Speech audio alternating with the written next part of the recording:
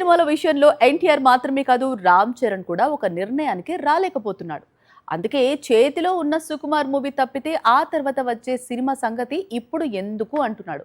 So mega fans కూడా కొత్త సినిమాపై వచ్చే రూమర్స్ను ఇక నుంచి లైట్ తీసుకోవాల్సిందే.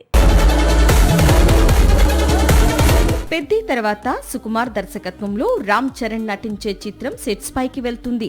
రంగస్థలం కాంబినేషన్ రిపీట్ అనేది ఎప్పుడో డిసైడ్ అయింది. అందుకే పెద్ది తర్వాత ఇమీడియట్ గా సెట్స్ పైకి వెళ్తోంది. 2-3 నెలలు కాస్త అటు ఇటుగా ఈ ప్రాజెక్టు పట్టాలెక్కుతుంది. సుకుమార్ తో మూవీ తర్వాత రామ్ చరణ్ నటించే చిత్రం ఏంటి? మళ్లీ బుచ్చిబాబుకు ఛాన్స్ ఇస్తాడా లేక పారడైజ్ డైరెక్టర్ శ్రీకాంత్ ఓదెలకు డేట్స్ ఇస్తాడా అనేది ఇప్పటికిప్పుడు తేలే విషయం అయితే కాదు.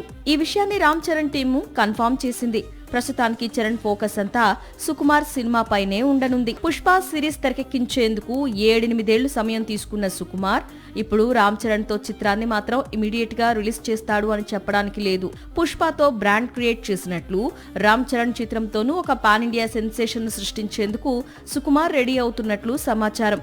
ఇందుకు మరో 2 ఏళ్లు సమయం పట్టినా ఆశ్చర్యం లేదు. So mega fans Ram Charan future projects పై ఇప్పుడు ఆశలు పెట్టుకోవటం అనవసరం. సాక్షి టీవీ ప్రసారాలను నిలిపివేయటం చట్టరీత్యా నేరం. సాక్షి టీవీ ప్రసారాల కోసం మీ స్థానిక కేబుల్ ఆపరేటర్ను వెంటనే సంప్రదించండి. DTHలో ఇంటర్నెట్లో కూడా సాక్షి టీవీ ప్రసారాలను వీక్షించవచ్చు.